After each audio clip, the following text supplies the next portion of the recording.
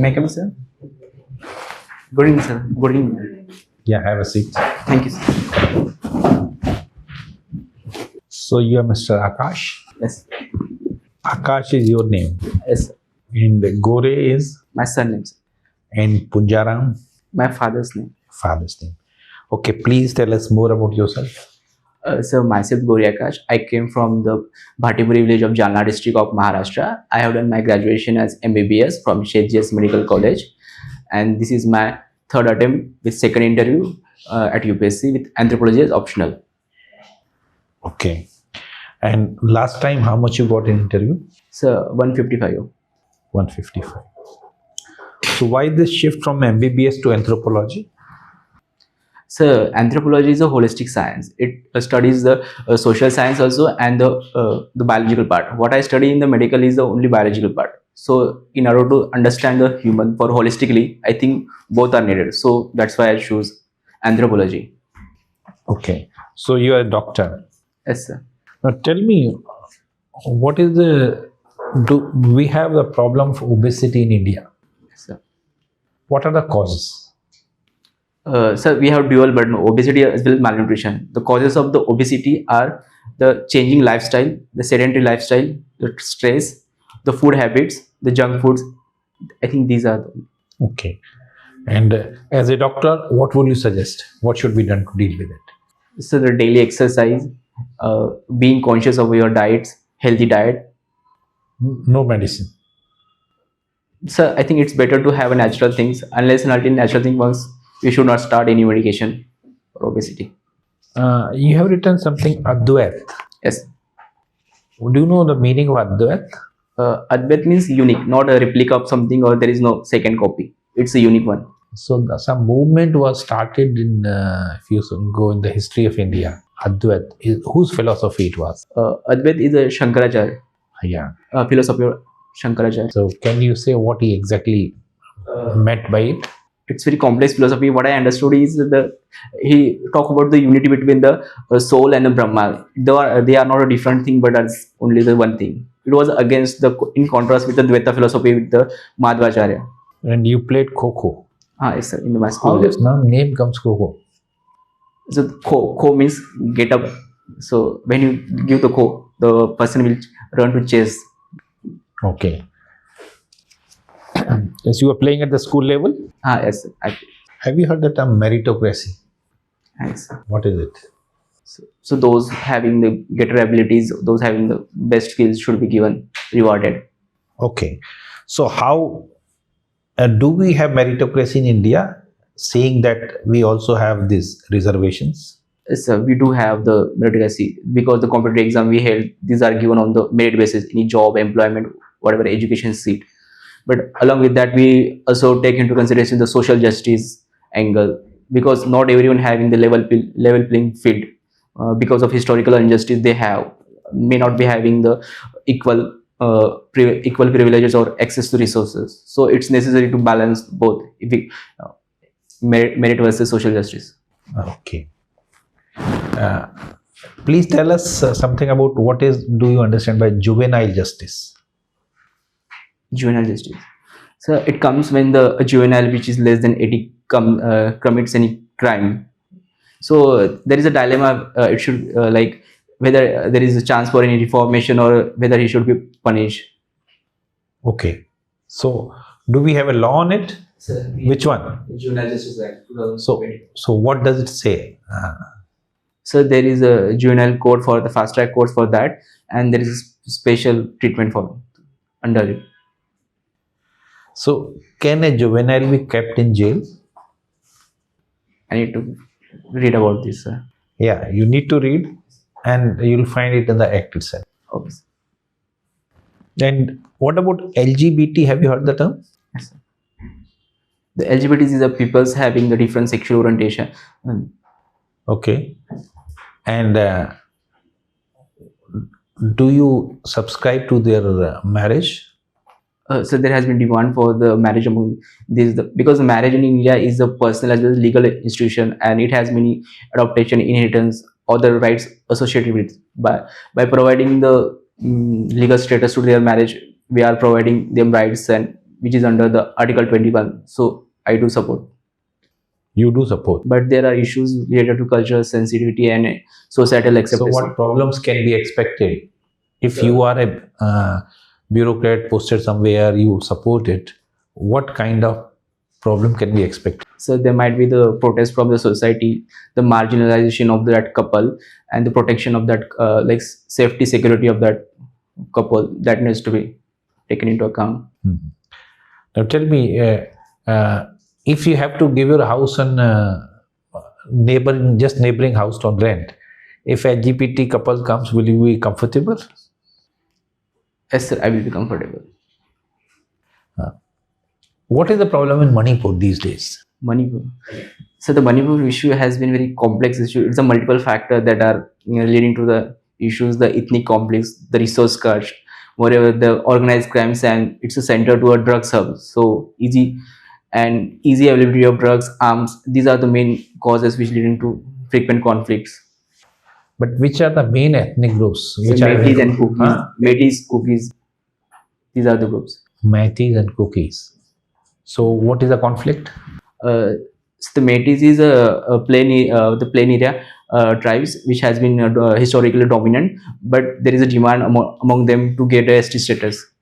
The cookies, which are the hilly tribes, basically a tribal population, those are in the fear that giving them ST status could decrease their chances of reservation. So there is a protest regarding the reservation. Okay. Have you heard about the term Greater Nagaland? Yes. What is that? Greater Nagalism is a separatist tendency among the people, Naga people, which include not only the parts of India but also neighboring parts of Bangladesh and some parts of the Myanmar. So to establish a separatist tendency, the government is taking strict action against that. Which parts of India it is asking for? So it's as a multiple parts of some parts of Arunachal Pradesh, Nagaland, and Manipur also. Okay. And my last question is that what do you understand by ethical dilemma? So ethical dilemma is when you have multiple option, but choosing any one option will not be 100% right or 100% wrong. Like you are going to compromise one thing on the expense of other. Just give me an example. So that treating the rapist person, that will be ethical dilemma for me as a doctor. Treating a rapist person. What is the dilemma in your doctor? So but my moral values will be that he has done the heinous crime, but my professional conduct will say that I have to treat it equally as compared to other person. You treat him and inform the police. Where is the dilemma? Is treating doesn't mean that you don't inform the police. Yeah, it do include. So this was not a ethical, like you have a choice of treating him or not treating him. Okay, sir, it's not voluntary. So perhaps you could have thought of some better example.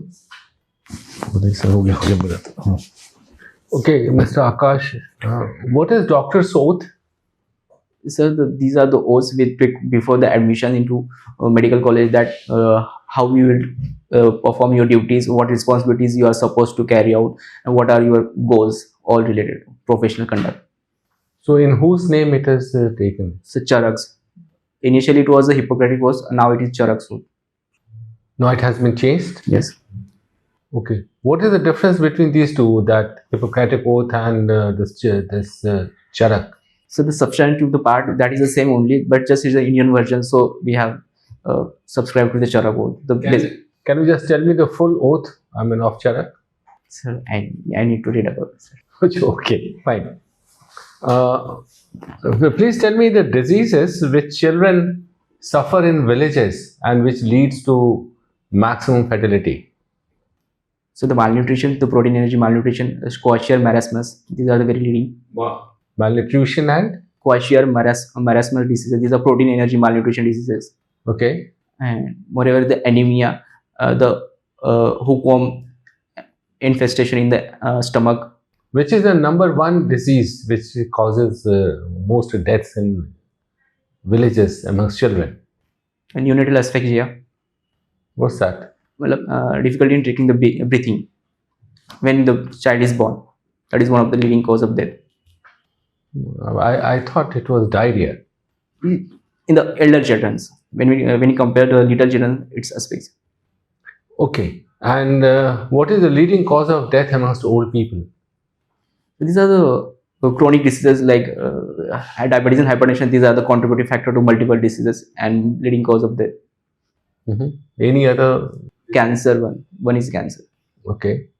Is that all? So I'm not able to recall. Okay, fine. Now, what is robotic surgery? So it is using the artificial intelligence and new innovative technology in the healthcare. It provides more the flexibility and the precision to the surgeon, which the normal human being hand cannot operate the small surgical field. The robotic surgery that provides a small operating area and more expertise. Please give me some example. So appendectomy, laparoscopically you can remove appendix. Laparoscopy is a method, but I said what kind of surgery, where all that surgery and this robotic surgery is very helpful. So the areas where the human hands can't reach easily, small, inaccessible areas, the robotic surgeries are found to be useful. Yeah, which are such? I mean, please give me some examples of that. So pancreatic surgeries and all. That's only one? So I need to read about it. So, okay. How do you use artificial intelligence in medical treatment or identification of diseases, pandemics, endemics, or whatever? How it can help us? So the diagnosis is the one of major. It can scan easily the CT scan, MRI, which can be easily by negligence can be missed by the doctor. It will be picked up by the AI. The recent study by the AIMS with the help of the ASHA worker, they collected data and the screening of the mammography of the breast cancer was done. It was one of the landmark. So moreover, the personalized medicine, the personalized drugs to according to each individual, that is also one of the aspect.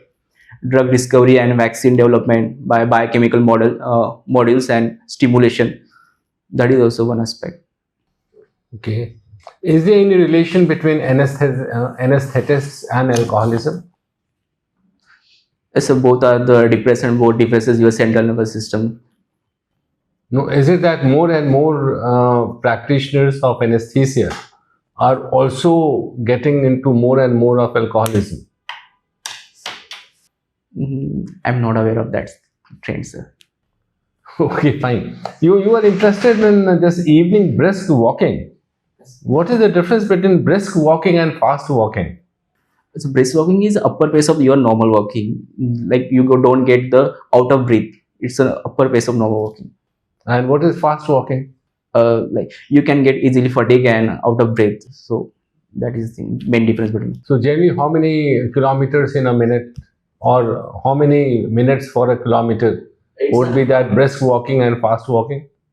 It's usually 100 steps. Below 100 steps in a 1 minute is considered brisk walking. Above that, it's fast walking. Above it is that fast walking. So what is recommended for people of different ages? So it depends upon their physical fitness and the weight they have and personal capability. It differs. So for me, what would you recommend as a doctor? So the 100 foot per minute is good. Until you get out of the breath, you should walk fast. That space. So I should go in for fast walking. Yes. That's a happy sign for me. Thank you. And what kind of shoes I should be wearing? Sport shoes you can wear. Like which company, what kind of shoes, what should be the weight, what kind should be structure? So I'm not aware of that much. Okay, you have studied now anthropology. Yes, sir. What's the need to study anthropology? Why it is important as a subject? What do we learn from it? So it's very holistic science. It's biology plus social science also. So we study a human being very holistically. What we study medically was a biological part, but here we study culture, tribes, society, caste issue. These are, and more important is it gives a cultural sensitivity to others' culture. So, and forensic anthropology is helping in the criminal investigation. More sport anthropology. These are the new application of anthropology. I could not understand that of what use it will be for any common person. For you, it was useful because you were appearing for civil services. But for any common person or any student, what would he learn from it? So thinking holistically, having tolerance and culture sensitivity to others' cultures.